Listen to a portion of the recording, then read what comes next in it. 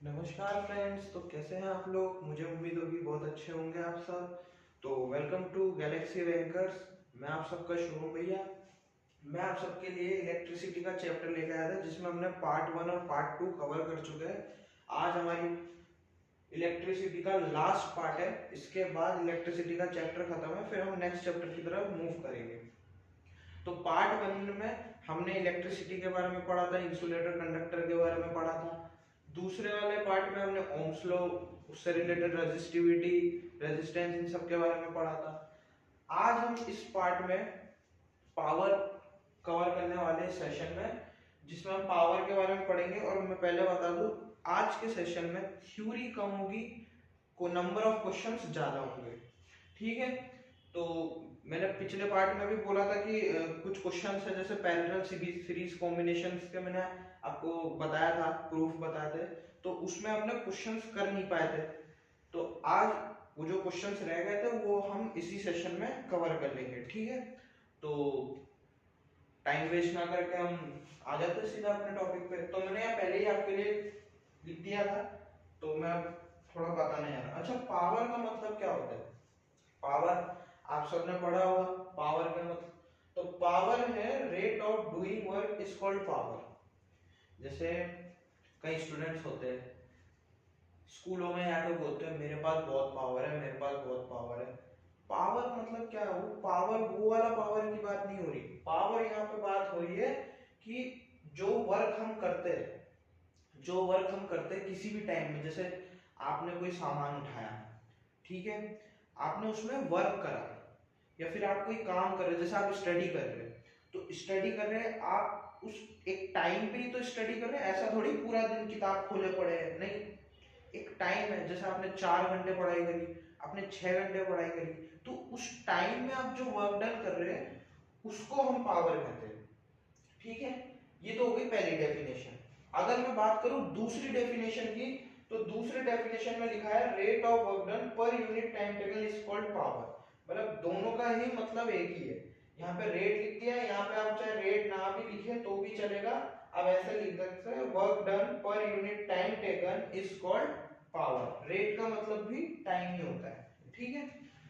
तो मैं अगर बात करूं पावर के फॉर्मूले की, तो यहां से पावर का फॉर्मूला आपके पास दिख रहा है कि power power equals to work done upon time taken. Work done upon time taken, power का फॉर्मूला यहीं से आपको पता लग गया। ये हमारे पास जो है पावर का पहला फॉर्मूला है। ठीक है। अगर हम बात करें इसकी यूनिट की, तो इसकी यूनिट के लिए आपको वर्क डन की भी यूनिट पता है। Work done unit, work done energy, तो एनर्जी की यूनिट जूल। ठीक है। और टाइम टेकन का, तो टाइम टेकन का तो क्या होगा? टाइम टेकन का सेकंड। सॉरी, वो कॉल आ रहा था। तो हम बात करते हैं पावर, तो इसकी यूनिट के बारे में। तो टाइम की यूनिट सबको पता होती है, सेकंड। वर्क डन हमारा जूल, टाइम सेकंड। और पावर, पावर की यूनिट हमारे पास होती है वॉट। ठीक है। ये हमारे पास इसकी यूनिट होगा। मैं यहाँ लिख भी देता हूँ कि यहाँ पे लिख देता हूँ यूनिट ऑफ अ पावर,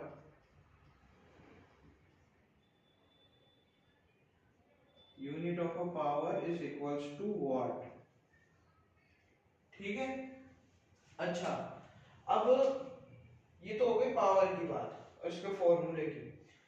अब इससे रिलेटेड 3 फॉर्मूले और नए हैं जो कि हम इसके बारे में बात करेंगे। अच्छा, उससे पहले जैसे यहाँ पावर है, अब जैसे मान लीजिए यहाँ पे मैंने लिख दिया 1 वाट, तो 1 वाट 1 जूल/1 सेकंड के बराबर हो सकता है। हाँ, हो सकता है, क्यों नहीं हो सकता। तो यहाँ मैंने लिख दिया 1 वाट बराबर 1 जूल/1 सेकंड। ठीक है। जैसे हमने ओम्स लॉ में भी उसकी यूनिट के साथ करा था, 1V इक्वल्स टू क्या पढ़ा था? याद आ रहा है? नहीं आ रहा हो रिवाइज करना जिससे याद आ जाए, याद होना चाहिए। तो ये हो गए हमारे पास 1 वाट। अच्छा अगर मैं बात करूं 1 किलोवाट में कितने वाट होते हैं, तो आप सबको पता है 1 किलोवाट में 1000 वाट होते हैं। ठीक है, ये भी याद रखना। बाकी तो पावर में इतना ही है, और इससे रिलेटेड 3 फॉर्मूले हैं और इसके एडवांटेज डिसएडवांटेज है, तो ये कवर करते हैं। उसके बाद हम चलते हैं डायरेक्ट क्वेश्चंस पर, क्योंकि इतनी सी ही थ्योरी है, इसमें कोई ज्यादा थ्योरी नहीं है। ठीक है, तो अपन चलते हैं इसके नेक्स्ट फॉर्मूले पे।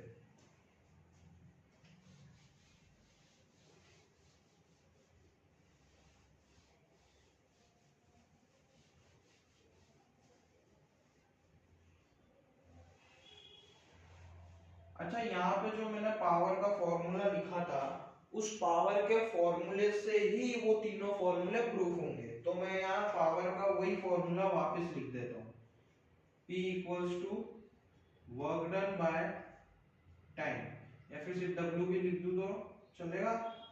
तो पावर का मैंने वही फॉर्मूला लिख दिया, P equals to W by T। अच्छा यहाँ पे जो W है उसका फॉर्मूला ये होता है, वर्क डन का होता है, ये कहां से है?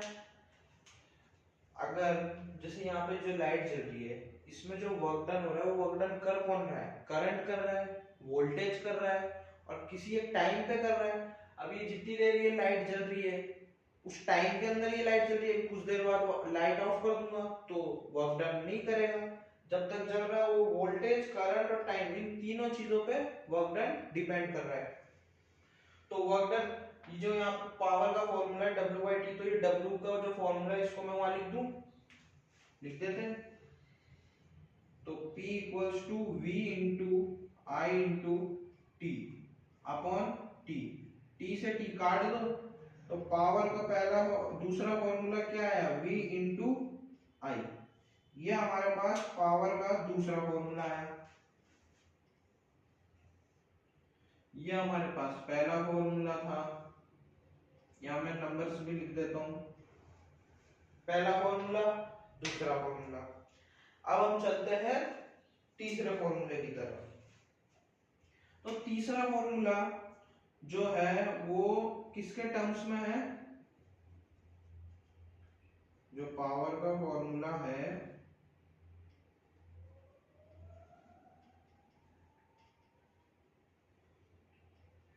In terms of I and are.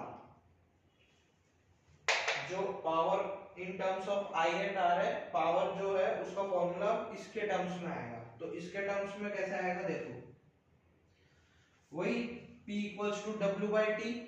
ठीक है, अब यहाँ पे एक काम करो, ओम्स लॉ लगाओ।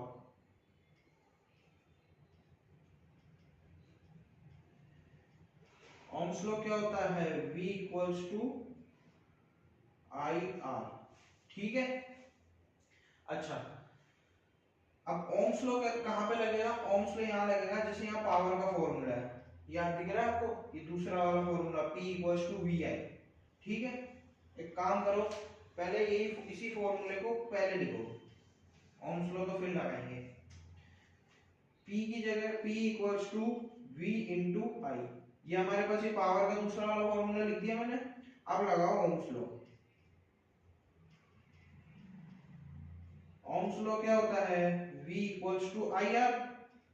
ठीक है, अब या तो एक काम करो, तुम I निकाल के I के फॉर्मूले में पुट कर दो, या V निकाल के V के में, तो मैंने यहाँ V का ही फॉर्मूला पुट कर दिया, P इक्वल्स टू V की जगह मैंने क्या लिख दिया? I R। तो I इंटू R इंटू आई। तो पावर का जो हमारे पास फॉर्मूला आया तीसरा वाला, वो आया हमारे पास I क्रॉस R। क्या आया? I cross R। ये हमारे पास पावर का तीसरा फॉर्मूला आया, देख सकते हैं। मैंने क्या करा, मैं वापस बता देता हूँ। हमको किसके टर्म्स में निकालना है? I और R के टर्म्स में। अच्छा यहाँ पे हमने I के टर्म्स में क्यों नहीं निकाला? अगर मैं यहाँ पे I को ले जाता हूँ, मैं दिखा देता हूँ, अगर मैं आई का फॉर्मूला निकालता तो v बाय आर आता, तो v into V by R लिखता आई की जगह, तो ये हमारे पास आता v स्क्वायर बाय आर। तो ये आई और आर के टर्म्स में कहाँ निकला, तो हमको आई और आर के टर्म में चाहिए था, इसलिए हमने क्या करा, ओम्स लॉ लगाने के बाद v का फॉर्मूला डायरेक्ट पुट कर दिया, v equals to I R, तो आई स्क्वायर आर हमारे पास निकल के आया। ये हमारा हो गया थर्ड फॉर्मूला। और जो मैंने यहाँ लिखा है ये हमारा चौथा फॉर्मूला ही है, इसका प्रूफ यही है सेम, कि आपको बस अब आई का फॉर्मूला लिख के रख देना है।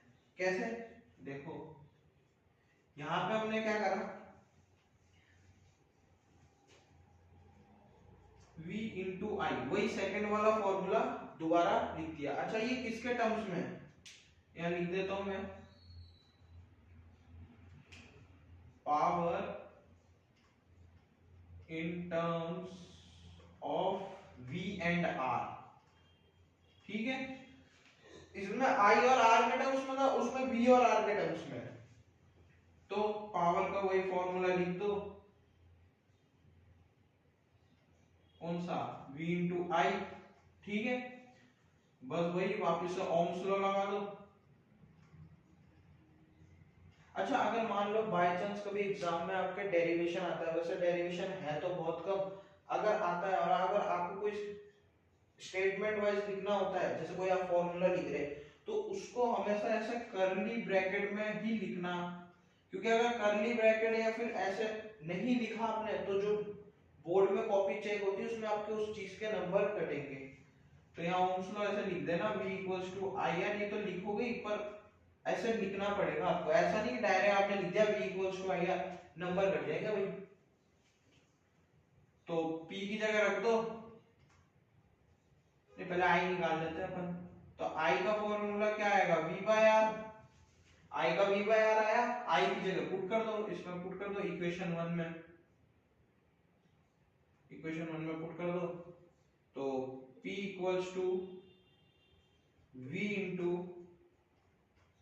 v बाय आर, तो ये पावर का हमारे पास क्या आया formula, v square by R, दिख रहा है। ये हमारे पास पावर का चौथा फॉर्मूला आ गया, ठीक है, देख सकते हैं। पहला P equals to work done by time, ठीक है, P equals to V into I, V यहाँ पे वोल्टेज है, I यहाँ पे करंट है, लिख देता हूं ताकि आपको कंफ्यूजन ना हो। ये हमारे पास करंट है, ये हमारे पास वोल्टेज है, ये आपको पता है पावर है, ये हमारे पास करंट है, ये हमारे पास रेजिस्टेंस है,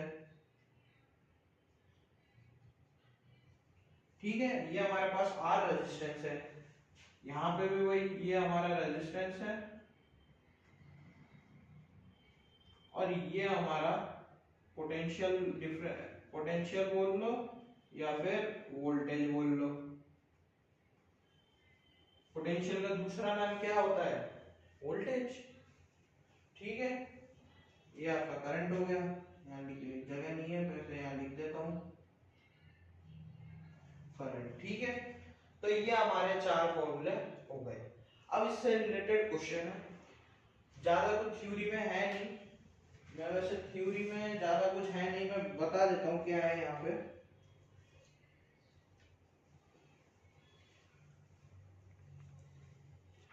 थ्योरी में इसमें ज्यादा कुछ दे नहीं रखा, इसमें खाली कुछ जैसे मैं यहाँ पे एक आपको चार्ट है, उस चार्ट को मैं आपके पास दिखा देता हूँ। जैसे हमारे पास ये वाला चार्ट है, इस चार्ट में आपको दिख रहा होगा कि जो पावर वोल्टेज का रेटिंग होता है, जो आपके पास जो लाइट है, जैसे ट्यूबलाइट हो गई, बल्ब हो गया, और भी फैन हो गया, टीवी हो गया, जो भी इलेक्ट्रिकल के अप्लायंसेस है, उसमें आपने कभी ना कभी देखे होंगे क्या कि उसमें वोल्टेज लिखा हुआ रहता है, कितने वाट का है वो लिखा हुआ रहता है, कितनी बिजली खर्च करेगा वो लिखा हुआ रहता है, कितने लीटर का है वो भी लिखा, वॉल्यूम, लीटर, सब कुछ उसमें दे रखा होता है। चाहे आप टीवी खरीदे, रेफ्रिजरेटर खरीदे, ट्यूबलाइट खरीदे, बल्ब खरीदे। जैसे आप बल्ब खरीदने गए, आपने दुकानदार को बोला 60 वाट का बल्ब दे दो, आपको कैसे पता 60 वाट का?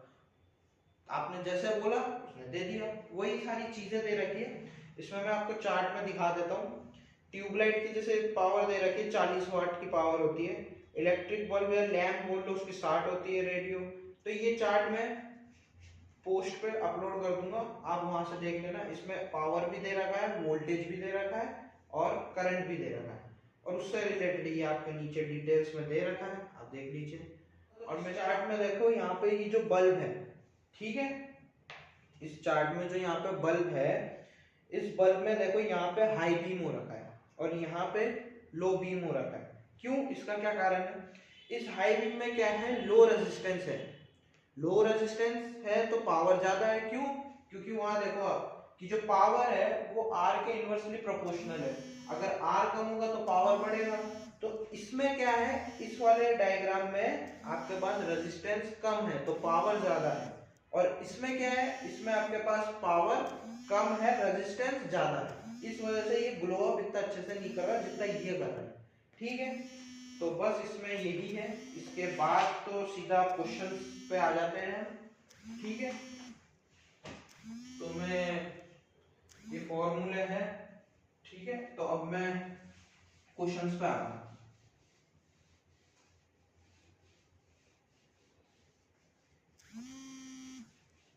मैं क्वेश्चंस आपके लिए लिख देता हूं।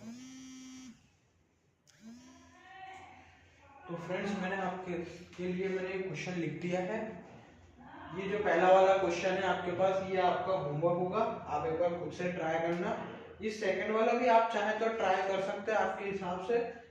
तो यहाँ मैंने क्वेश्चन लिख दिया है, आप एक बार देख लीजिए। दोनों भी, जो नीचे वाला क्वेश्चन है आपके एनसीईआरटी में भी दे रखा है, और ये क्वेश्चन बहुत मस्त है। क्या इस क्वेश्चन की खासियत ये है, ये क्वेश्चन आपको लग रहा है कि ये एमसीक्यू टाइप है, पर आप इसको सॉल्व करेंगे तो आप देखिए एक बार। तो ये पहला वाला क्वेश्चन आपके लिए होमवर्क है, दूसरा वाला अभी ट्राई करते हैं। ठीक है, जैसे हमारे पास यहाँ पे क्या क्वेश्चन में कह रहे हैं, an electric bulb is rated to 20 volt and 100 watt. ठीक है, अगर उसको हम ऑपरेट करते हैं 110 वोल्ट पे, तो जो पावर कंज्यूम होगी वो कितनी होगी? तो इसमें हम सीधा पहले पावर का फॉर्मूला लगाते हैं। क्यों? पहले हमारे पास क्या गिवन है उस चीज को हम पहले लिखते हैं। ठीक है, हमारे पास यहाँ क्या दे रखा है, हमारे यहाँ पास यहाँ पे दे रखा है एक तो वोल्टेज, एक दे रखा है पावर। तो सॉल्यूशन करते हैं। हमारे पास पावर दे रखा है 100 वाट, ठीक है, और V दे रखा है हमारे पास 220 वोल्ट। तो इस फॉर्मूले को देख के आपको क्या याद आ रहा है, कौन सा फॉर्मूला आपको याद आ रहा है? आपके पास यहाँ पे पावर दे रखा है, आपके पास यहाँ पे वोल्टेज दे रखा है। तो क्या लगता है आपको, क्या मतलब कौन सा फॉर्मूला आपको याद आ रहा है? यहाँ पे एक बार देखिए, मुझे तो पावर का यहाँ पे एक फॉर्मूला दिख रहा है कि क्या, मेरे को ये वाला फॉर्मूला है याद आ रहा है, P equals to V square by R. ठीक है, तो इस फॉर्मूले को लगाते हैं। P दे रखा है, V दे रखा है, R निकाल लो, तो R equals to V square by P। ठीक है, तो V स्क्वायर हमारे पास कितना दे रखा है, V स्क्वायर हमारे पास दे रखा है 220 वोल्ट। तो V स्क्वायर तो 220 वोल्ट का स्क्वायर, तो 220 इंटू 220 या फिर 220 का स्क्वायर भी लिख लो, और पावर हमारे पास क्या दे रखी है 100। तो बस यहाँ पे एक जीरो से एक जीरो काट दो, ये लो, तो आपके पास जो R निकल के आया वो कितना आया, वो आपके पास निकल के आया 484 ओम। ये आपके पास रेजिस्टेंस निकल के आया। ठीक है, हमारे पास R निकल गया। अब हमारे पास क्या क्या है, P है, V है, R है। अब ये हमने पहला पॉइंट निकाल लिया इस क्वेश्चन का। अब ये बोल रहे हैं कि अगर हम 110 वोल्ट पे ऑपरेट करेंगे तो पावर कितनी होगी, मतलब ये पूछना चाह रहा है पावर के बारे में। हमने R निकाल लिया, अब हमको उसने नया वोल्टेज दे दिया, वोल्टेज भी नया दे दिया, रेजिस्टेंस हमने निकाल लिया, पावर निकाल लो। तो पावर का फॉर्मूला वापस लगा दो, पावर इक्वल्स टू, अच्छा इसमें पहले क्या दे रखा है हमारे पास, वोल्टेज, तो वोल्टेज इक्वल्स टू 110 वोल्ट, ठीक है। इसको 110 वोल्ट दे रखा है, तो इसको सॉल्व करते हैं। थोड़ा नॉइस कैंसिलेशन आ रहा था, इस वजह से मैंने थोड़ा वो कर दिया था। तो अब यहाँ देखिए हमारे पास क्या निकल रहा है, हमको पावर निकालना है, वोल्टेज हमको दे रखा है, वोल्टेज कितना है 110, पावर निकालना है, आर हमारे पास कितना आया, आर हमारे पास आया 484 ओम, ठीक है।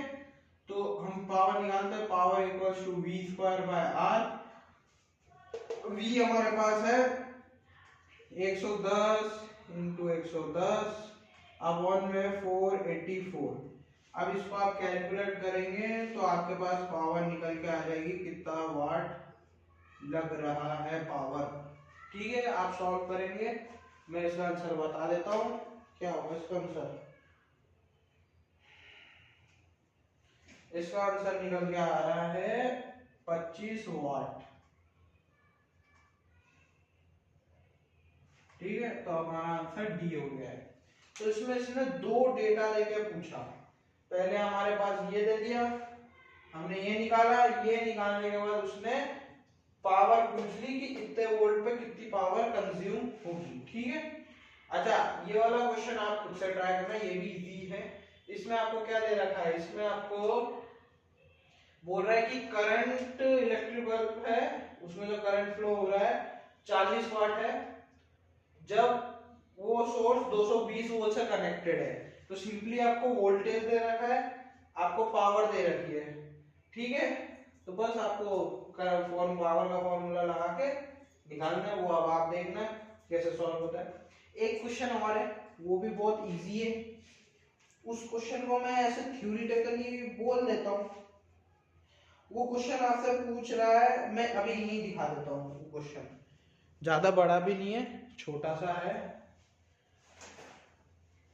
क्वेश्चन आपका ये है, एक क्वेश्चन में यहाँ लिख देता हूँ, पूरा नहीं लिख रहा, ऐसे ही बता देता हूँ। यहाँ ऑप्शन दे रखे हैं, एक तो हमारे पास है आई स्क्वायर आर, ठीक है।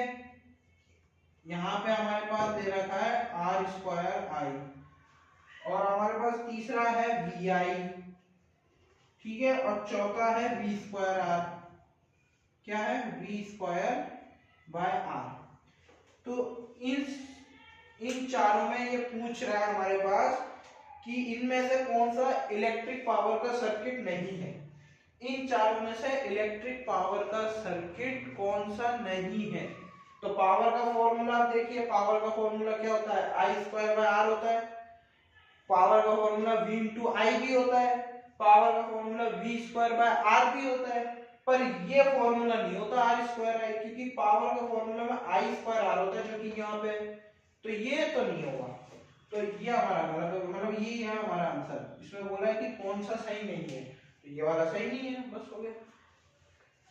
तो इजी इजी से क्वेश्चन है। अच्छा अब एक नया टर्म पढ़ेंगे, मैंने बोला था कि नंबर ऑफ क्वेश्चंस ज्यादा है, क्वेश्चंस तो मैंने करा है, अभी और भी है, पर अभी इससे इससे एक रिलेटेड टॉपिक है, उस टॉपिक को करने के बाद पावर की जितनी भी थ्योरी है हमारे पास वो सारी हो जाएगी, उसके बाद हम क्वेश्चंस करेंगे। तो वो पावर के बारे में बता देता हूँ मैं, हमने जैसा अभी पढ़ा था पावर, ठीक है। तो अब जो पढ़ रहे हैं वो टॉपिक है हमारे पास इलेक्ट्रिक पावर। अच्छा ये इलेक्ट्रिक पावर क्या होता है वो भी देखते हैं, जो वो इलेक्ट्रिक पावर के बारे में मैं अभी आपको सब कुछ बताऊंगा, ठीक है। इलेक्ट्रिक पावर क्या असल में होता है, किसी को पता है तो बताना। हम पढ़ेंगे इलेक्ट्रिक पावर के बारे में। अरे इलेक्ट्रिक पावर क्या होता है भाई, तो देखते हैं, रुक जाओ।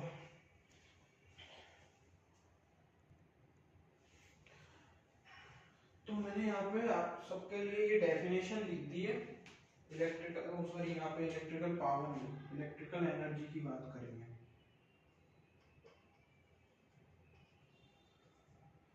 ये टॉपिक है तो इलेक्ट्रिकल एनर्जी पर वो पावर से ही रिलेटेड है। तो मैंने जब बोला था इलेक्ट्रिक पावर के बारे में, तो हमारे पास जो इलेक्ट्रिक पावर होता है उसका फॉर्मूला क्या होता है? इलेक्ट्रिक पावर का फॉर्मूला क्या होता है हमारे पास? वर्क डन बाय, शॉर्ट में लिख देता हूँ, work done by electric current,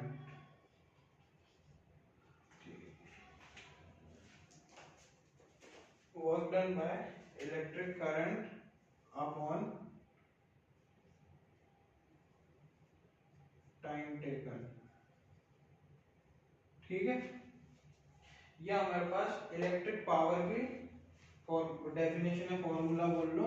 electric power जो है वो किसके बराबर होता है? Work done by electric current by time taken के। ठीक है, अच्छा यहाँ पे एक काम करो, law of conservation of energy लगाओ। यहाँ पे अगर मैं law of conservation of energy लगाऊं, क्या? Law of conservation of energy, तो जो वर्क डन होगा, जो क्या होगा? वर्क डन, वर्क डन जो क्या होगा? अगर वर्क डन की बात करें,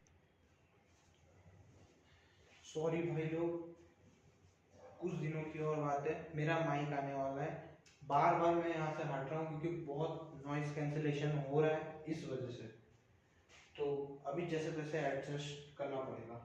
अच्छा, मैं बता रहा था, यहाँ पे मैंने इलेक्ट्रिक पावर का फॉर्मूला लिखा।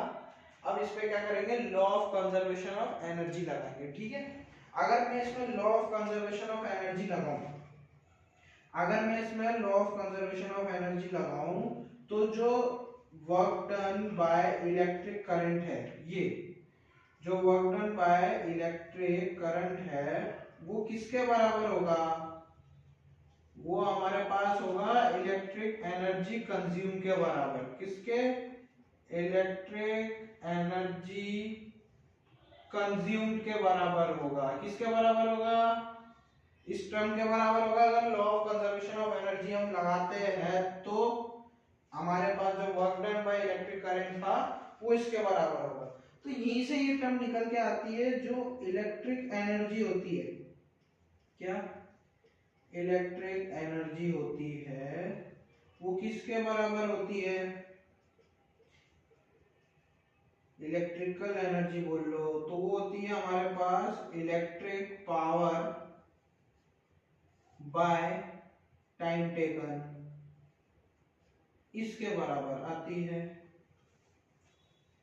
नहीं सॉरी, उल्टा लिख दिया मैंने।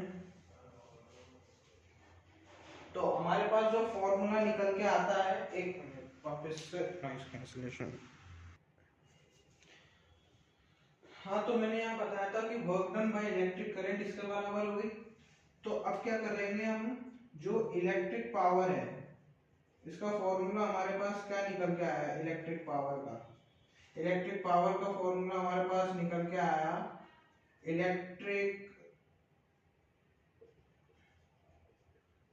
इलेक्ट्रिकल एनर्जी बोल लो, electrical energy upon time taken, यही निकल गया है। टाइम टेकन को इधर भेजेंगे तो जो हमारे पास इलेक्ट्रिकल एनर्जी, ये मतलब इलेक्ट्रिकल एनर्जी है, इलेक्ट्रिकल एनर्जी फिर किसके बराबर होगी? इलेक्ट्रिक पावर, या फिर मैं पावर लिख देता हूँ सिर्फ, पावर इनटू टाइम के बराबर होगा। ये हमारे पास इलेक्ट्रिकल एनर्जी का फॉर्मूला हो गया। अगर मैं बात करूं इसकी, ये क्या काम में आता है इलेक्ट्रिकल एनर्जी? हमारे घरों में मीटर लगे हुए रहते हैं, ठीक है, वो मीटर में जब इलेक्ट्रिशियन आता है हमारे पास बिजली का बिल देता है, तो वो कैसे उस चीज को कैलकुलेट करता है उसके बारे में पढ़ेगा, और उससे रिलेटेड ही है इलेक्ट्रिकल एनर्जी। हमारे घरों में जितनी भी ये एनर्जी कंज्यूम होती है वो इसके कारण होती है। पावर, जो चीज आप चला रहे हो, जैसे फ्रिज चला रहे हो, टीवी चला रहे हो, उसमें वो पावर लिखी हुई रहती है, और कितने टाइम तक चला रहे हो उसको अगर आप कैलकुलेट करोगे तो आपके पास इलेक्ट्रिकल एनर्जी निकल के आती है। ठीक है, अब जैसे मान लीजिए बिजली का बिल जो आता है आपके घरों में, तो उसमें जब बिजली का बिल जो आता है, इलेक्ट्रिशियन वो आके जब मीटर को देखता है, तो उसमें वो जितनी भी यूनिट्स होती है ना, आपने शायद देखी होंगी, उसमें किलोवाट वाट ऐसे लिखे हुए रहते हैं, तो उस चीज को वो कन्वर्ट करके कितना घंटे चला, कितने घंटे चला, कितनी यूनिट खर्च हुई, उस चीज को कैलकुलेट करके वो टोटल डेटा हमको बता के बिल में लिख के दे देता है। तो इसके बारे में हम इसके इलेक्ट्रिकल एनर्जी के बाद ही हम भी उस टॉपिक पे आएंगे। इसके बाद हमारे पास एक छोटा सा टॉपिक बचेगा, हीटिंग इफेक्ट, फिर हम धड़ाधड़ बस क्वेश्चन करते रहेंगे। ठीक है, तो मैं पहले आपके लिए यहाँ लिख देता हूँ, उसके बाद फिर हम करते हैं क्वेश्चन। तो स्टूडेंट्स, मैंने आपके लिए यहाँ पे ये सब लिख दिया है commercial unit of electrical energy के बारे में। अच्छा, इससे पहले हमने जो पढ़ा था टॉपिक, वो था इलेक्ट्रिक पावर के बारे में। तो इलेक्ट्रिक पावर का फॉर्मूला हमारे पास क्या निकल के आया था, पावर इनटू टाइम। तो अगर मैं बात करूं इलेक्ट्रिकल एनर्जी की, तो जो इलेक्ट्रिकल एनर्जी थी वो किन दो चीजों पे डिपेंड कर रही थी। इलेक्ट्रिकल एनर्जी जो डिपेंड कर रही थी, वो एक तो पावर रेटिंग, जो चीज है, जो अप्लायंसेस है आपके पास इलेक्ट्रिक का, वो, और दूसरा टाइम। ये दोनों चीजें जब डिपेंड करेगी, तभी आपका इलेक्ट्रिकल एनर्जी दो चीजों पे डिपेंड करती है simply, power rating of appliances, time taken या यूज्ड बाय अप्लायंसेस, मतलब आपने कितने समय तक उस चीज को चलाया। उसके बाद हमारे पास आता है commercial unit of electrical energy. तो इसका मतलब क्या होता है, अच्छा मैं पहले बता दूं, इसकी जो यूनिट होती है वो होती है किलोवाट हावर। ये मैंने ग्रीन मार्कर से अंडरलाइन कर रखा है, आप देख सकते हैं। जो कमर्शियल यूनिट होती है इलेक्ट्रिकल एनर्जी की, वो किलोवाट हावर में होती है। अच्छा, इसका मतलब क्या होता है commercial unit of electrical energy? इसका मतलब ये होता है कि एक घंटे में 1 किलोवाट यूज करने पे जो एनर्जी कंज्यूम हो रही है उस अप्लायंसेस के थ्रू, उसको हम इलेक्ट्रिकल एनर्जी बोलते हैं, कमर्शियल यूनिट। इसमें लिखा हुआ है 1 kilowatt hour is the amount of electrical energy consumed when an electrical appliances having a power। अगर पावर रेटिंग 1 किलोवाट है और 1 घंटे में हम यूज कर रहे हैं, तो उसको हम commercial unit of electrical energy कहेंगे। ठीक है, इसके बाद हमारे पास ये टॉपिक आता है relation between kilowatt hour and joule. इसके बारे में मैं अभी आपको बताता हूँ। ठीक है, तो मैं आपको रिलेशन के बारे में बता रहा था। तो रिलेशन में जैसे किलोवाट आवर और जूल के बीच का जो रिलेशन है वो मैं बताता हूँ। जैसे हमारे पास 1 किलोवाट, क्या 1 किलोवाट आवर जो है वो किसके बराबर है, 1 किलोवाट एंड 1 आवर। ठीक है, किसके बराबर है, 1 किलोवाट और 1 आवर के बराबर। ठीक है, अच्छा अगर 1 किलोवाट दे रखा है तो इसको हम वाट में कर दो चेंज। तो अगर इसको हम वाट में चेंज करेंगे तो हमारे पास क्या आएगा, 1000 वाट और 1 आवर। ठीक है, अच्छा मैंने पावर का फॉर्मूला आपको बताया था, तो वहां पे मैंने ये भी लिखा था कि जो हमारे पास 1 वाट होता है वो 1 जूल बाय 1 सेकेंड के बराबर होता है। लिखा था हमने, ये याद आ रहा है आपको, 1 watt equal to 1 joule by 1 second के बराबर आ रहा है। तो इसको हम इसकी जगह पुट कर देते हैं। इसको अगर हम इसकी जगह पुट करें इस पहले इक्वेशन में, तो ये हमारे पास निकल के आएगा 1000 जूल बाय सेकेंड। क्या आएगा, 1000 जूल बाय सेकेंड। और ये जो 1 आवर है, ये जो 1 आवर है, इसको आप ऐसे लिख दो 60 इंटू 60 सेकेंड। इसको आपने सेकेंड में कन्वर्ट कर लिया, तो 1 आवर को आप ऐसे लिख लो 60 इंटू 60 सेकेंड। ये सेकेंड से सेकेंड काट दो, आपके पास कितना आ गया, 1000 इंटू 60 इंटू 60। तो ये आपके पास कितना पड़ा, 36 लाख जूल। मतलब 1 किलोवाट आवर में जो होता है वो 36 लाख जूल्स होते हैं। अच्छा ये तो मैंने ऐसे लिख दिया, इसको आप डेसिमल में भी लिख सकते हो, 3.6 इंटू 10 की पावर 6 जूल। इसको आप इस तरीके से भी लिख सकते हो, ठीक है। ये 1 किलोवाट का आपके पास किलोवाट हावर का वैल्यू आई है, 1 किलोवाट हावर, 1 किलोवाट हावर। ये जो वैल्यू आई है आपके पास, ये होती है 1 किलोवाट में इतनी एनर्जी, ठीक है। आपके घरों में आपने मीटर भी लगे हुए देखे होंगे, जो मीटर में जो इलेक्ट्रिशियन जब आता है बिल निकाल के देता है, तो उसमें जो होता है वो किलोवाट के हिसाब से होता है। अब उसमें आपने कितना खर्च करा, कितना बिजली आपने यूज में लिया, कितना आपने खर्चा करा, वो सब मीटर में देख के वो लोग कैलकुलेट करके आपके पास आपका बिल निकाल के लाके देते हैं। तो अब इससे रिलेटेड हम 2 क्वेश्चन करते हैं पहले, उसके बाद हम सीधा उस पॉइंट पे जाएंगे जिसमें जो मीटर, जैसे मीटर में किस तरीके से कैलकुलेट करते हैं, कैसे क्या करते हैं, उन सब के बारे में पढ़ेंगे। फिर एक छोटा सा टर्म होगा हमारे पास, हीट एफिशिएंसी। वो हीट एफिशिएंसी या हीटिंग ऑफ इफेक्ट मान लो, ये हीटिंग ऑफ इफेक्ट छोटा सा है, 2 फॉर्मूले 2-3, उसके बाद हम डायरेक्ट क्वेश्चन करेंगे, ठीक है। तो आज का ये टॉपिक ये हो गया। अब हम नेक्स्ट टॉपिक की तरफ मूव करते हैं। नेक्स्ट टॉपिक से पहले क्वेश्चंस ट्राई करते हैं, ठीक है। तो मैं आपके लिए पहले क्वेश्चंस लिख देता हूं। तो स्टूडेंट्स मैंने आपके लिए यहाँ पर क्वेश्चंस लिख दिए। ये वाला जो क्वेश्चन है ये आपके लिए होमवर्क है, आप खुद से एक बार ट्राई करना, और ये वाला भी आप वीडियो पॉज करके खुद से एक बार ट्राई करके देखना। बाकी क्वेश्चंस पे आते हैं। एक और क्वेश्चन है वो लिखा नहीं क्योंकि बोर्ड का जगह कम है, बड़ा बोर्ड लेंगे जो करेंगे। अच्छा अगर मैं बात करूं इस क्वेश्चन में, तो इस क्वेश्चन में क्या बोल रहा है हमको कि एक रेडियो सेट है जो कि 60 वाट पे चल रहा है 50 घंटे के लिए, तो इलेक्ट्रिकल एनर्जी कितनी कंज्यूम हुई। तो क्या क्या दे रखा है पहले लिख लो।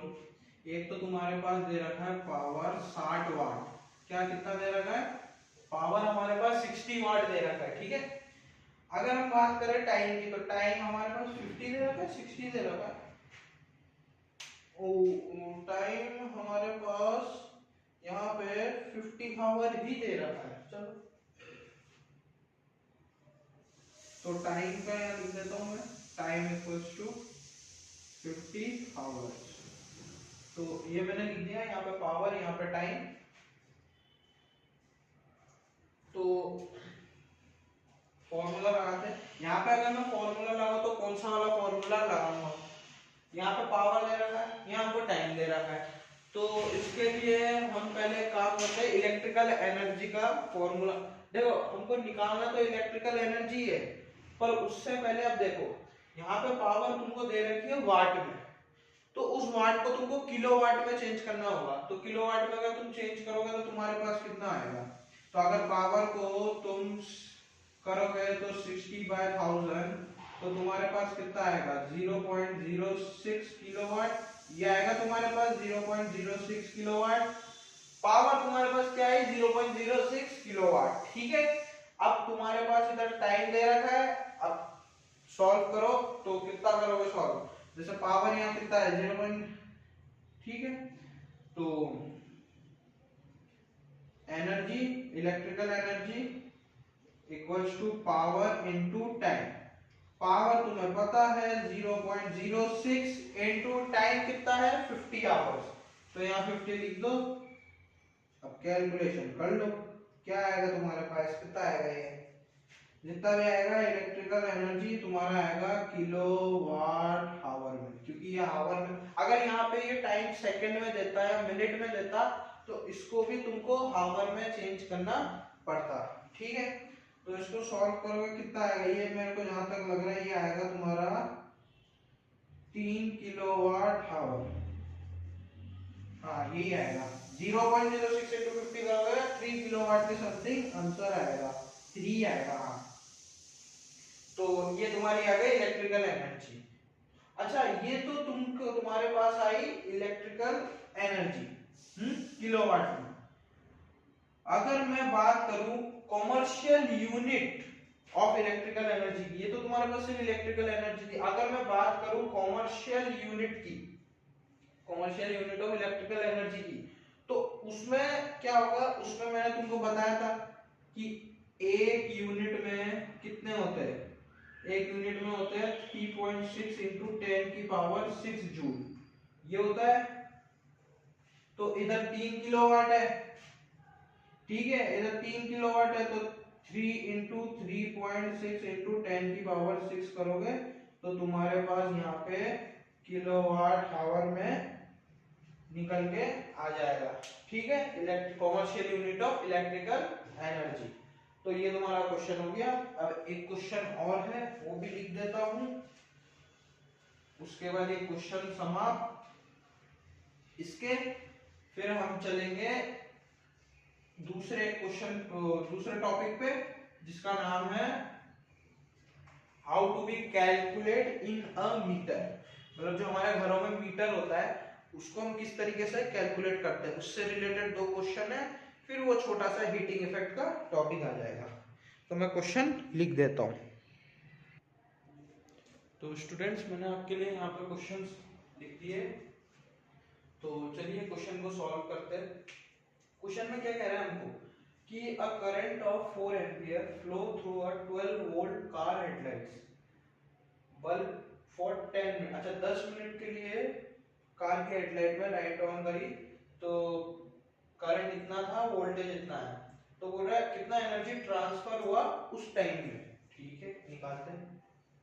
हमारे पास क्या दे रखा है, हमारे पास दे रखा है पहले करंट, करंट हमारे पास कितना दे रखा है 4 एम्पियर, वोल्टेज हमको दे रखा है 12 वोल्ट, ठीक है, इन और टाइम भी दे रखा है, टाइम भी लिख दो आप 10 मिनट्स। अब यहाँ पे एक चीज देखो, पावर का फॉर्मूला लगाओ, क्योंकि V और I दे रहा है तुमको, तो पावर का अगर तुम फॉर्मूला लगाओगे तो V इंटू आई, V कितना 12 इंटू 4, तो आपके पास कितना आ गया 48, पावर आपके पास 48 वाट में आई, इसको आपको किलोवाट में चेंज करना होगा। तो अगर किलोवाट में आप चेंज करोगे तो आपके पास 0.048 किलोवाट आएगा। अरे आएगा कि नहीं आएगा, आएगा ना। तो ये आपके पास किलोवाट में आ गया। अब पावर भी है, टी भी है, पर यहाँ पे टी आपको मिनट में दे रखा है, तो इसको आवर में चेंज करोगे तो टी आपके पास आ जाएगा 1/6 आवर। अरे डिवाइड बाय 60 करोगे तो डिवाइड बाय 60 करोगे तो 10/60 तो 1/6। तो अब P भी है T भी है, तो इन दोनों जब वैल्यू है तो आप इलेक्ट्रिकल एनर्जी निकाल लो। तो electrical energy into power into time, तो पावर आपके पास है 0.048 इनटू टाइम आपके पास है 1/6। तो आप सॉल्व करेंगे तो आपके पास किलोवाट आवर में आंसर निकल के आ जाएगा, जो भी आंसर आएगा। ठीक है, मैं वैसे बता देता हूँ कितना आंसर आएगा। इसका आंसर आएगा आपका करीब करीब कितना आंसर आएगा इसका आंसर आएगा 0.008 किलोवाट आवर। ये आपके पास इस क्वेश्चन का आंसर निकल के आएगा। ठीक है, तो ये क्वेश्चन हमारे हो गए। मैंने आपको एक क्वेश्चन होमवर्क में भी दे दिया, इस तरीके का ही है। और चलिए अब नेक्स्ट टॉपिक की तरफ बढ़ते हैं, जो कि हमारा है meter, how to calculate electrical commercial energy unit, जो कि मीटर है। अच्छा मैं बता दूं, जैसे आपके घर में जो बिजली आती है, जो इलेक्ट्रिकल डिपार्टमेंट होता है जहां से बिजली आ रही होती है, वो कितना जो सोल्ड करती है इलेक्ट्रिसिटी को, वो कितने रुपए में करती है। तो अगर मैं एनसीईआरटी के हिसाब से बोलूं, एनसीईआरटी के हिसाब से ₹3 to ₹5 मान लो, ये होती है एक यूनिट बोल लो, या फिर 1 किलोवाट आवर, क्योंकि एक यूनिट और एक किलोवाट दोनों सेम ही है, कोई अलग नहीं है, बस ये यूनिट में है और उसको वैसे लिखा है, ठीक है। तो एक यूनिट या एक किलोवाट की जो कॉस्ट होती है एनसीईआरटी में इतना दे रखा है ₹325। पर मैं जैसे राजस्थान में रहता हूँ तो राजस्थान की मैं बात करूँ, सब में अलग अलग जगह होता है, सेम भी हो सकता है कई जगह। तो राजस्थान में यहाँ पे जो बिजली की कॉस्ट है एक यूनिट की, वो जाती है ₹5 to ₹8। वैसे ये पॉइंटों में है 3.67 3.77 ऐसे, तो मैंने अब जैसे 2.7 तो मैंने अप्रोक्स लिख दिया है कि ₹3 से ₹5 और ₹5 से ₹8। ये एनसीईआरटी में दे रखा है ऊपर वाला, और नीचे वाला ये अभी का जो है वो कॉस्ट है। तो अगर हम मीटर को कैलकुलेट करेंगे तो मीटर को किस तरीके से हम कैलकुलेट करेंगे, आपके घर में जो बिजली आती है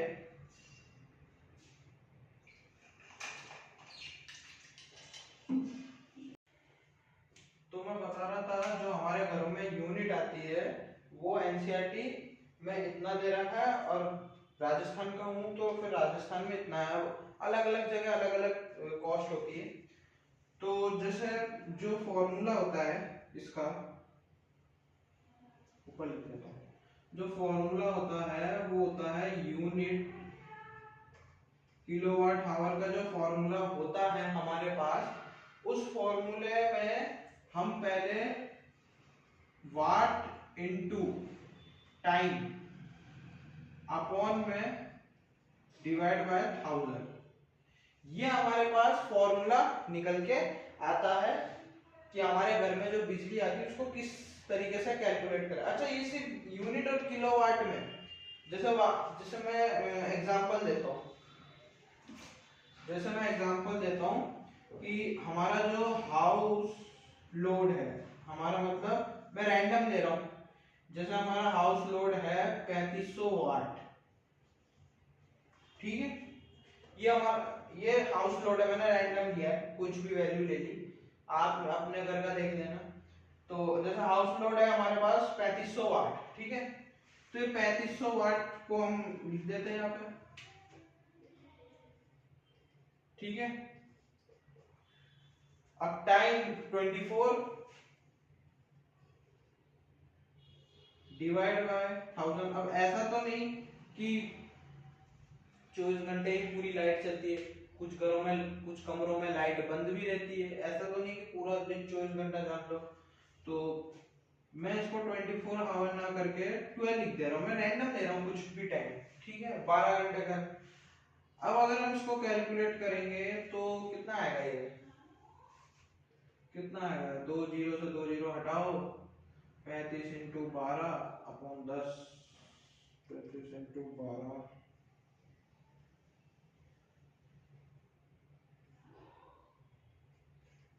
तो ये हमारे पास आ रहा है, तो ये हमारे पास आ रहा है 420 डिवाइड बाय 10, मतलब हमारे पास जो आ रहा है यूनिट, जो हमारे पास यूनिट आ रहा है, यूनिट और किलोवाट आवर, वो आ रहा है हमारे पास 42। ये हमारे पास यूनिट है, मतलब 42 यूनिट।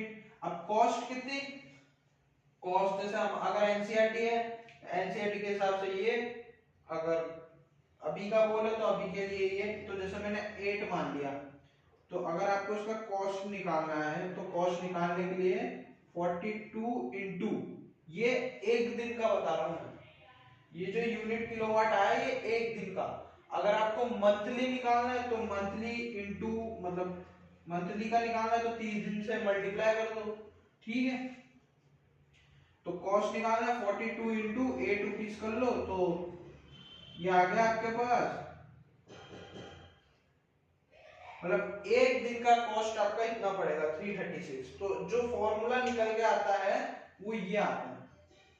अगर आपके पास जो आपके घरों में मीटर है, आप कभी जाके देखना, उस मीटर पे रीडिंग लिखी हुई आती है किलोवाट आवर में, उसको आप यहाँ पे लिखना, इनटू कितने समय तक आप यूज करते हो वो आप देखना, बाकी क्वेश्चन में दे रखा होता है, और डिवाइड बाय 1000 करना, तो आपको पता चल जाएगा आपके घर में कितना। अब अच्छा हाउ, ये जो वाट में आया है ये हाउस लोड में ना रैंडम लिया है, किसी के घर में अलग भी होता है, किसी के घर में 5000 आ रहा है, किसी के 6 आ रहा है, किसी के 7 आ रहा है, तो कुछ भी आ सकता है। आप बस वैल्यू पुट करके देखना, आपका कॉस्ट जो भी पड़ता है निकल, बिजली के बिल में आप कैलकुलेट करके देख लेना ऐसे, ठीक है। तो ये हमारा हो गया कैलकुलेशन का। अब इससे रिलेटेड दो क्वेश्चन है, फटाफट से वो कर लेते हैं। तो मैं पहले क्वेश्चन लिख देता हूँ आपके लिए। हाँ तो स्टूडेंट्स, मैंने आप सबके लिए यहाँ क्वेश्चन लिख दिया है, ये रहा। अच्छा ऐसे दो और क्वेश्चन है, वो मैं आपको होमवर्क में दूंगा, वो भी मैं यहाँ पे लिख दूंगा। पहले हम इस क्वेश्चन को खुद से एक बार ट्राई करके देखते हैं। आप चाहे तो वीडियो पॉज करें और एक बार खुद से ट्राई करना, ठीक है। ईमानदारी से जो इस क्वेश्चन को सॉल्व करेगा उसकी प्रैक्टिस बहुत अच्छी जाएगी, ये मेरा मानना है। तो जैसे ही क्वेश्चन आपके सामने आएगा आप वीडियो पॉज करें और खुद से एक बार ट्राई करें। नहीं होता तो मैं सोल्यूशन तो वैसे ही कर रहा हूँ, आप देख लेना। अच्छा पहले क्वेश्चन में क्या कहा है ये देखते हैं।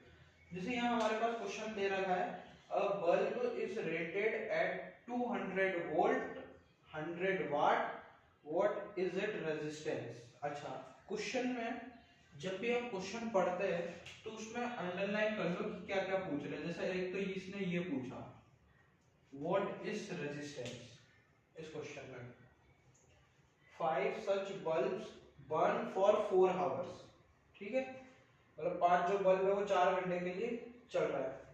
तो what is the electrical energy consume, मतलब ये एक चीज और पूछ ली, what is the electrical energy consume. तीसरी चीज ये पूछ ली कि कैलकुलेट करके बताओ उसकी कॉस्ट अगर रेट पर यूनिट की इतनी है, मतलब अगर एक यूनिट की इतनी है तो जो हमारे पास निकल के आएगा यूनिट उसकी कितनी होगी, उसका कॉस्ट बताना है।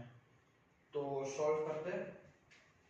पहले तो लिख लो हमारे पास क्या दे रखा है, हमारे पास V दे रखा है 200 वोल्ट, पावर दे रखी है 100 वाट, ठीक है।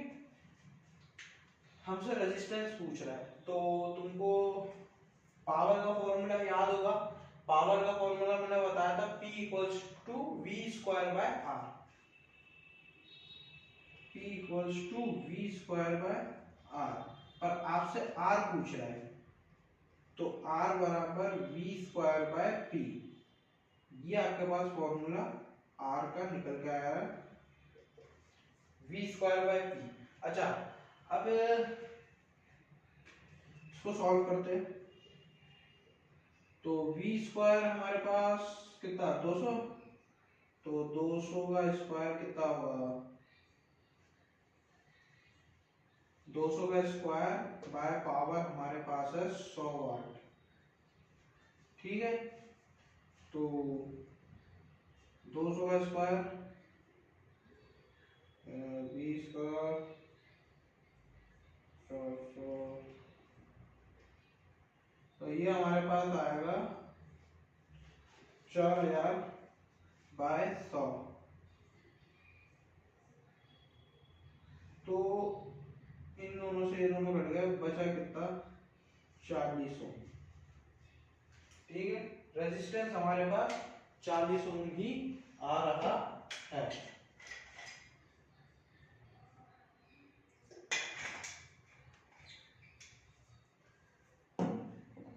एक मिनट गलती कर दी, 200 का स्क्वायर बोल रहा है ना, तो यहाँ एक जीरो और आएगा। तो 2 जीरो से 2 जीरो कटे तो 400 ओम आ रहा है। रेजिस्टेंस हमारे पास कितना आ रहा है, मैं यहाँ लिख देता हूँ अलग से। R हमारे पास आ रहा है 400 ओम, ठीक है। R तो हमने निकाल दिया। अब हमें क्या निकालना है, अब हमें निकालना 5 बल्ब जो चल रही है 4 घंटे में, ठीक है।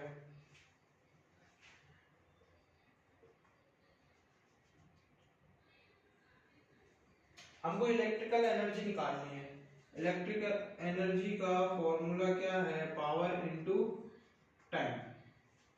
टाइम हमको 4 आवर्स दे रखा है, पावर हमारे पास है 100 वाट। अच्छा पावर इसमें वाट में है, इसको हमको किलोवाट में चेंज करना होगा। तो पहले पावर को हम किलोवाट में अगर चेंज करें, पावर कितना है 100, 100 डिवाइड बाय 1000, तो हमारे पास निकल के आता है 0.1। पावर हमारे पास क्या निकल के आया है, 0.1 निकल के आया है। तो इलेक्ट्रिक एनर्जी का फॉर्मूला पावर इनटू टाइम, तो इलेक्ट्रिक एनर्जी हमारे पास निकल के आए 0.4 किलोवाट आवर। ये हमारे पास इलेक्ट्रिकल एनर्जी निकल के आ गई। अब हमसे क्या पूछ रहा है, देखो दो तो हमने सॉल्व कर दिए, जो दो हमसे पूछे। तीसरा हमको क्या पूछ रहा है, calculate the cost if rate is this. ठीक है, तो एक यूनिट इलेक्ट्रिसिटी की एक यूनिट की कॉस्ट इसने दे रखी है 4.60 रुपीज। ठीक है, एक यूनिट की कितनी दे रखी है, 4.60। हमको कितने की निकालनी है,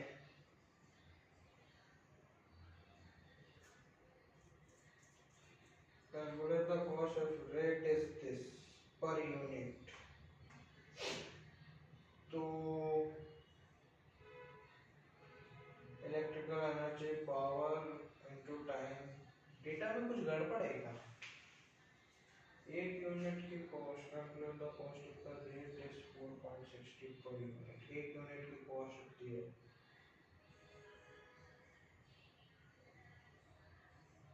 तो हमको कितने यूनिट की निकालनी है? एक मिनट, शायद लगता है डेटा में कुछ गलत है, मैं क्वेश्चन देखता हूँ एक बार दोबारा से।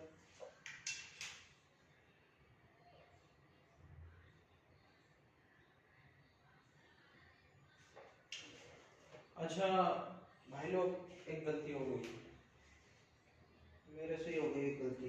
एक मिनट रुको।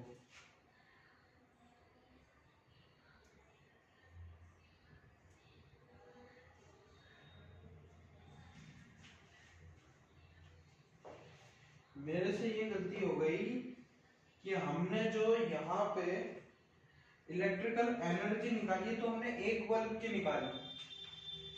क्या इलेक्ट्रिकल एनर्जी जो है ये हमारे पास एक बल्ब की आई है, हमको निकालनी थी 5 बल्ब की।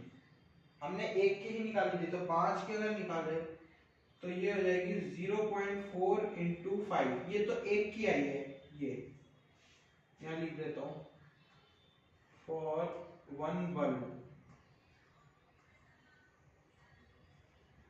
ठीक है, और अब जो कर रहे हैं, ये आएगी हमारे पास जो इलेक्ट्रिकल एनर्जी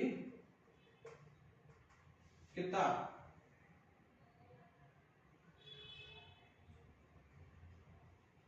2 किलोवाट आवर। ये हमारे पास आई है फॉर 5 बल्ब। ठीक है, ये हमारे पास आया आंसर। अब जो यूनिट निकालनी है वो इससे निकलेगी। हमको क्या बोला है कि एक यूनिट की कॉस्ट कितनी है, 4.60। ठीक है, तो हमको 2 यूनिट की निकालनी है। 2 यूनिट की अगर निकालोगे तो 2 इंटू 4.60 रुपीज, तो यहाँ पे आपका रुपीज कितना निकल के आएगा, करो मल्टीप्लाई भैया, 460 इंटू 20, ये आपके पास आया 9.20 रुपीज। ठीक है, ये आया आपके पास आंसर तीसरा वाला, 2 यूनिट की कॉस्ट। तो पहला आंसर ये रहा, दूसरा ये रहा, तीसरा ये रहा। मतलब इस क्वेश्चन में टोटल 3 पार्ट पूछे थे जिसका आंसर हमने निकाल लिया। मैंने ढंग से क्वेश्चन शायद पढ़ा नहीं था, ये पढ़ा था तो मैंने ध्यान नहीं दिया। ये 1 बल्ब का हमने निकाला था, मैं इसी को इससे मल्टीप्लाई कर रहा था। तो 5 बल्ब का बोला, तो 5 बल्ब का निकालने के बाद फिर एक यूनिट की कॉस्ट अगर इतनी है तो हमको 2 की निकालनी है, तो 2 इंटू कर दिया, तो 9.20 हमारे पास निकल के आ रहा है 2 यूनिट का। ठीक है, तो ये हमारा क्वेश्चन हो गया। इस एक क्वेश्चन में इसने 3 चीजें पूछ ली। चाहे तो ये और भी पूछ सकता है, ये आपको करंट दे के भी, पावर के और भी फॉर्मूले लगा के ये करवा सकता है। तो मैं यहाँ पे 2 क्वेश्चन और लिख देता हूँ जो कि आपका होमवर्क रहेगा। ठीक है, तो मैं क्वेश्चन लिख देता हूँ आपके लिए।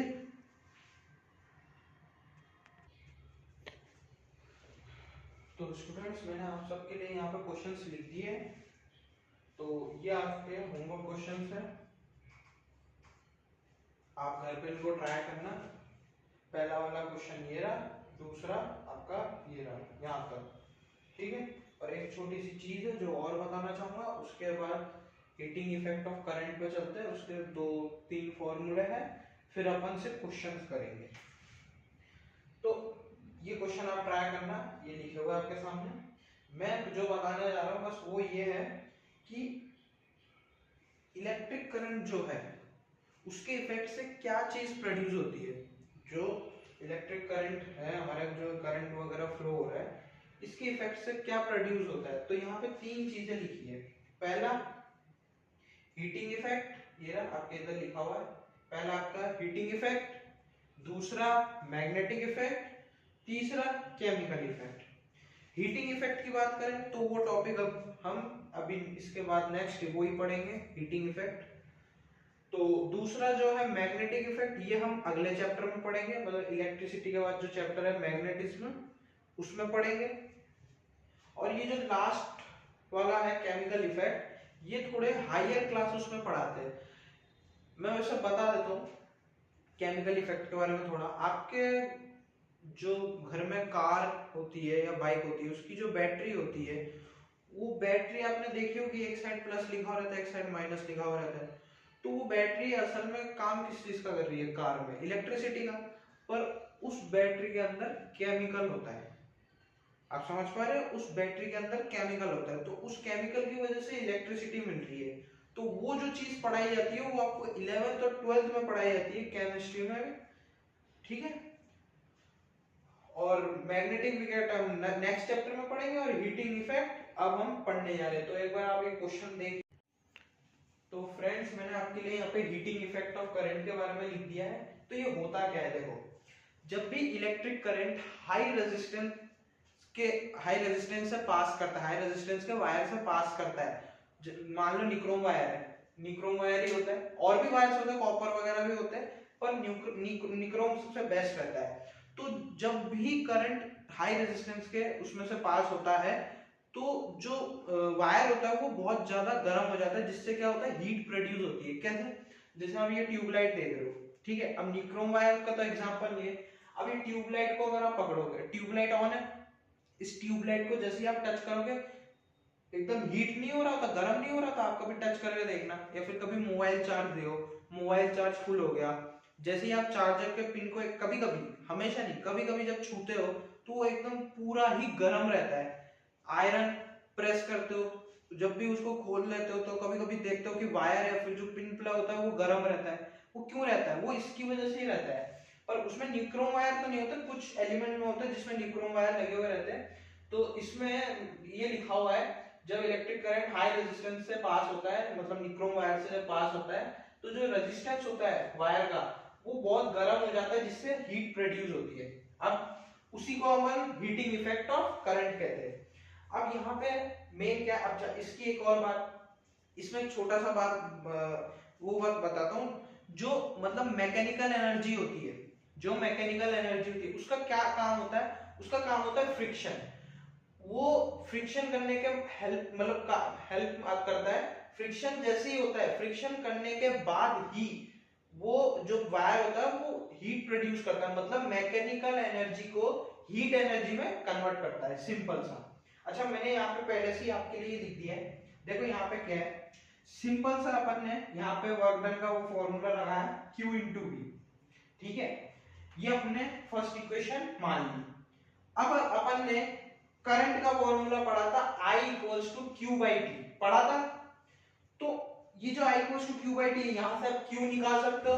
लो, मैंने Q निकाल लिया। तो Q का क्या फॉर्मूला आया, I इंटू टी। इसको अपन ने सेकेंड इक्वेशन दे दी। अब अपन ने क्या करा, ओम्स लॉ लगाया कि किसके लिए, इसके लिए। देखो यहाँ पे Q दे रखा था, हमने यहाँ Q निकाल लिया। अब यहाँ V दे रखा है, अपन ये जो मैंने यहाँ वर्क डन का फॉर्मूला निकाला ना, इसकी मदद से, यही तो अपनी है मैकेनिकल एनर्जी। ये हमारी जो है, ये हमारी मैकेनिकल एनर्जी है। और इस मैकेनिकल एनर्जी को, ये जो हमारे पास मैकेनिकल एनर्जी गिवन है, ये मैकेनिकल एनर्जी से अपन इसको हीट एनर्जी में कन्वर्ट करेंगे, तो इसी से ही डेराइव हुआ है हीट एनर्जी का फॉर्मूला। अच्छा, तो यहाँ पे इक्वेशन बनी है वो q equals to I into T, मतलब हमने q निकाल लिया। अब हम निकाल रहे हैं v। तो v के लिए अपन ने ओम्स लॉ लगा दिया। ओम्स लॉ क्या है, v upon i equals to r, v equals to ir, हो गया। अब एक काम करो, ये जो इक्वेशन 2 और ये जो हमने इसको इक्वेशन 3 माना है, इन दो इक्वेशन को इसमें पुट कर दो, इस वाले फॉर्मूले में, पहले वाले में। ये देखो, now putting equation 2 and 3 in equation 1। तो W का क्या फॉर्मूला आया, Q की जगह अपन ने क्या रखा, I इंटू टी। ये देखो I इंटू टी। फिर अपन ने जो V का फॉर्मूला था I इंटू आर, वो भी अपन ने लिख दिया I इंटू आर। तो यहाँ पे जो हमारे पास वर्क डन का फॉर्मूला आया वो क्या निकल के आया, I square into T into R निकल के आया ये फॉर्मूला वर्क डन का। ये हमारे पास तो वर्क डन का निकाल गया, वर्क डन का निकाला हमने फॉर्मूला। अच्छा, अब आपको भी पता है कि जितने भी अप्लायंसेस होते हैं इलेक्ट्रिकल, सब में हीट प्रोड्यूस होती है। आप उसको चालू, जैसे फ्रिज हो गया, फ्रिज को आपने चालू रखा, अब वो अंदर से तो कूलिंग कर रहा है पर बाहर से तो वो गर्म हो रहा है ना, उसको आप टच करोगे वो गर्म हो रहा है, उसका वायर भी हल्का हल्का गर्म होगा। तो हर अप्लायंसेस में थोड़ा बहुत तो हीट प्रोड्यूस होता है, पर पूरा ये याद रखना, हीट पूरा प्रोड्यूस नहीं होता, उसकी जो एफिशिएंसी होती है वो पूरी नहीं होती। मतलब अगर मैकेनिकल एनर्जी उसको हीट एनर्जी में कन्वर्ट कर रहा है तो अपनी पूरी एनर्जी लॉस नहीं कर रहा, थोड़ी बहुत कर रहा है, पूरी नहीं। तो अपन ने जो वर्क डन का फॉर्मूला निकाला, ये अपनी क्या निकल के आई, मैकेनिकल एनर्जी। वर्क डन एक टाइप की एनर्जी होती है, तो ये मैकेनिकल एनर्जी हो गई। अब ये अगर हीट प्रोड्यूस कर रहा है तो मतलब ये हीट का फॉर्मूला, तो इसको अपन H लिख सकते हैं। तो इसको अगर अपन H लिखेंगे तो H का भी यही फॉर्मूला निकल गया, I square into T into R. तो ये हमारा आया हीट एनर्जी। इसको अपन हीटिंग ऑफ जूल्स लॉ भी बोलते हैं। क्या बोलते हैं, heating effect of Joule's law. ये जो हमारे पास H आया, इसको अपन हीटिंग ऑफ जूल्स लॉ भी बोलते हैं, ठीक है। यहाँ पे एक चीज देखो, जो H है, जो यहाँ पे H है वो डायरेक्टली प्रोपोर्शनल है किसके, I स्क्वायर, मतलब करंट के स्क्वायर के, ठीक है, और टाइम के, जिस टाइम पे करंट पास हो रहा है उस पे, तीसरा रेजिस्टेंस पे, जो वायर का रेजिस्टेंस है वो। तो मतलब जो H है यहाँ पे, ये इन तीनों चीजों पे डिपेंडेंट है। अगर इसमें से आपने एक भी चीज को हाफ करा, डबल करा, तो ये भी होंगे, ठीक है। तो यहाँ पे मैंने ये लिख दिया है,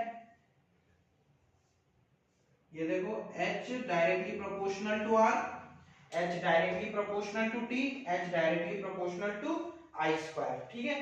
तो अपन फटाफट से इसका एक क्वेश्चन करते हैं, उसके बाद आपका सेशन एंड करते हैं फटाफट से। आपका ये चैप्टर भी अब फिनिश हो जाएगा। फटाफट से एक क्वेश्चन कर लेते हैं इसका, तो आप एक बार देख लीजिए।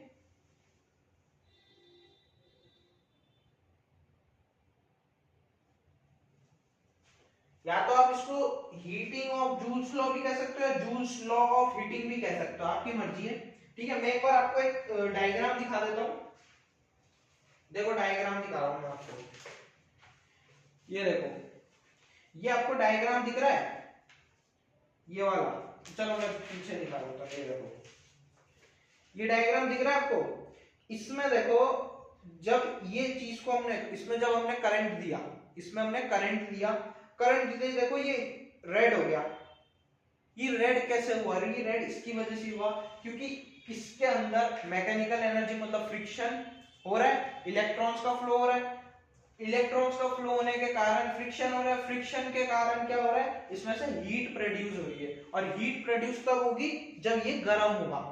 देखा होगा ना आपने कभी वायर को ऐसे गर्म होते हुए, तो वो इसी का कारण यही है। कभी दिखाऊंगा आपको, जब एक्सपेरिमेंट करवाऊंगा एक, तो उस एक्सपेरिमेंट में आपको करके दिखाऊंगा, ठीक है। तो अपन फटाफट से क्वेश्चन कर लेते हैं, बस एक क्वेश्चन मैं आपके लिए लिख देता हूं, उसके बाद सेशन को एंड करते हैं। पहले मैं आपके लिए क्वेश्चन लिख देता हूं। तो स्टूडेंट्स, मैंने आपके लिए यहाँ पे क्वेश्चन लिख दिए।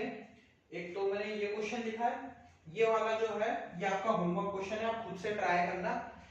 इसमें ये वाला जो क्वेश्चन है सीबीएसई में भी आ चुका है, और जो ये वाला क्वेश्चन मैंने लिखा है, ये वाला फर्स्ट वाला, ये आपका सीबीएसई में भी आया है, आरबीएसई में भी आया है, और ये एनसीईआरटी का भी क्वेश्चन है, तो इसलिए आ गया, और ये सीबीएसई में आया हुआ है, ठीक है। तो ये क्वेश्चन आपका होमवर्क रहने वाला है, अपन ये वाला सॉल्व करते हैं। आप चाहे तो कुछ वीडियो पॉज करके भी सॉल्व करना, कोई दिक्कत नहीं है। तो आओ सॉल्व करते हैं। तो क्या बोल रहा है question, calculate the heat produce when 96,000 coulomb of charge is transferred in 1 hour. अच्छा, इसने हमको क्या क्या दे दिया, एक तो Q दे दिया इसने 96,000 कूलम, ठीक है। हमको इसने T भी दे दिया 1 आवर, और हमको इसने V भी दे दिया, और हमसे पूछ कर रहा है हीट।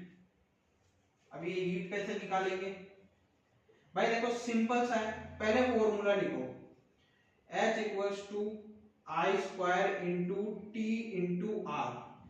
अब यहाँ पे एक चीज देखो, यहाँ पे आपको क्या क्या गिवन है, क्या क्या गिवन है और क्या रिक्वायरमेंट है फॉर्मूले पे। एक तो आपको क्या निकालना है, ये निकालना है आर, बरोबर, आर निकालना है। देखो क्यू टी वी दे रखा है, टी आपका यहाँ आ जाएगा, ठीक है। आपको आर निकालना है, आर निकालने के लिए वी दे रखा है, और आई भी निकालना है, ये भी निकालना है आपको। ये दोनों आपने निकाल लिया, तो बस आपका हीट का फॉर्मूला लगाओ और सॉल्व कर दो फटाफट। तो आओ करते हैं फटाफट सॉल्व। तो अपन पहले आई निकालते हैं, आई, ठीक है। आई के लिए देखो हमने ये पढ़ा था Q equals to I into T, पढ़ा था Q equals to I into T. अब हमको क्या निकालना है, आई। तो आई निकालने के लिए Q बाई टी, Q हमारे पास कितना है, देखो Q और T दोनों गिवन है, तो Q की जगह अपन लिख देते हैं 96,000, और T में अपन 1 आवर को ऐसे लिख सकते हैं 60 इंटू 60। इससे क्या है, कैलकुलेशन इजी हो जाएगी। अपन ने क्या करा, 1 आवर को इस तरीके से लिख दिया, 1 आवर इक्वल्स टू 60 इंटू 60, ठीक है। इस तरीके से हमने लिख दिया। तो ये एक जीरो से एक जीरो गया, ये एक जीरो से एक जीरो गया, ठीक है। आपका इधर कितना बन रहा है, ये बन रहा है आपका 960 बाय 36, या फिर आप 6 की टेबल से भी काटोगे तो आपके पास जो आई आ रहा है वो आएगा, कितना आएगा, इसको डिवाइड करो,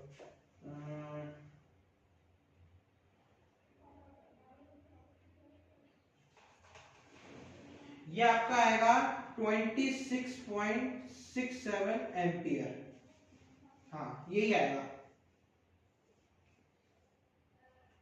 अब देखो मैंने यहाँ पे आई तो निकाल लिया, आई क्या निकाला, 26.67 एम्पियर निकाल लिया, सॉल्व कर लेना, आ जाएगा देखो। अब आई निकल गया, टी है, आर निकालना है, आर के लिए हमारे पास वी दे रखा है, ठीक है, और आई भी पता है हमको, तो v equals to I R लगा दो। अपन को क्या निकालना है, आर, तो R equals to V by I, सीधा सीधा रेजिस्टेंस का ही लगा देते हैं फॉर्मूला।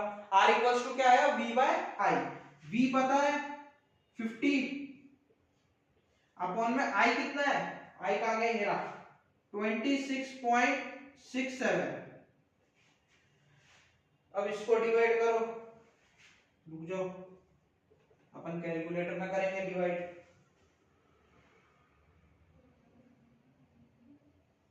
तो इसका आंसर आएगा 1.87 ओम, ये आएगा आपका रेजिस्टेंस। आपके पास करंट भी आ गया, रेजिस्टेंस भी आ गया, अब बचा क्या, कुछ ही नहीं बचा। देखो टी भी है ना, टी है, आई है, आर है, फॉर्मूले में पुट करो और निकाल लो। तो मैंने यहाँ लिखा H इक्वल्स टू कितना, 26.67 का स्क्वायर इनटू टाइम कितना है, टाइम तो वैसे लिख दो 60 इंटू 60, और R के अपने पास 1.87। अरे बाप रे, ये तो बहुत बड़ा कैलकुलेशन होगा। करो भाई करो, तुम लोग सॉल्व करो इसको, तुम लोग ही करो, अपन तो सॉल्व करके निकल लिए, अपन मोबाइल पे करते सॉल्व। 26.67 का होल स्क्वायर इंटू 60 इंटू 1.87, ये आ रहा है आपका 4788400 जूल। ये आपका है जूल में, और अगर आप किलो जूल की बात करो तो किलो जूल में आपका आएगा 4788.4 किलो जूल, ये आंसर आएगा। अगर आप बात करो जूल में, तो जूल में आपके पास ऐसा आएगा 4788400 जूल। अगर किलो जूल की बात करो तो एक पॉइंट आगे ले आओ, 4 के आगे, तो आपका किलो जूल में आ जाएगा। तो ये आपका क्वेश्चन था, ये आपका होमवर्क है, ठीक है।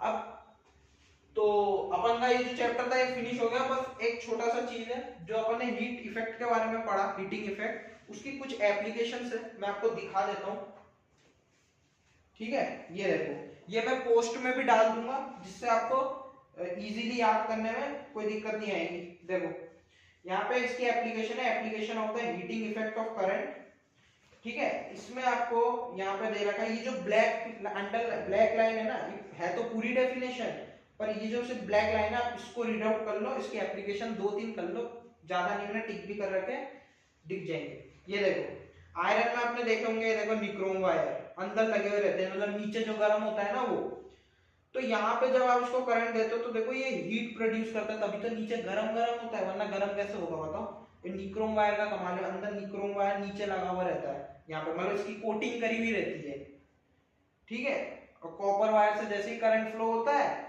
बस आराम से, ऐसे ही बल्ब में है, बल्ब को भी आप छूओगे तो आपको गर्म लगेगा, क्यों?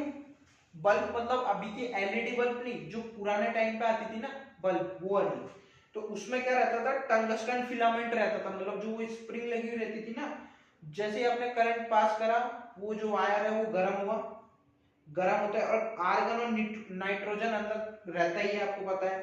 तो जैसे ही उसमें करंट गया, करंट जाते ही ये चीज गर्म हुई, टंगस्टन का जो ये फिलामेंट लगा हुआ है ये स्प्रिंग जैसा, ये गर्म होता ही ग्लो करने लग जाता है, बस यही है। बाकी तो देखो इफेक्ट में तो यही है, बस आपका चैप्टर फिनिश हो गया। तो अगर आपको वीडियो पसंद आई तो लाइक करना, शेयर करना, सब्सक्राइब करना, और जो भी मैंने पढ़ा है इसको अच्छी तरीके से याद कर लो बस, और कुछ नहीं। अच्छी तरीके से अपने फॉर्मूले याद कर लिए, और ये सब आपने न्यूमेरिकल 2, 3, 4, 5 ऐसे प्रैक्टिस करते रहे ना, तो डेफिनेटली मैं कह रहा हूं आपको सारे चैप्टर इतने अच्छे से तरीके से कवर हो जाएंगे, मजा आ जाएगा आपको। तो मिलते हैं अगले चैप्टर में, टाटा।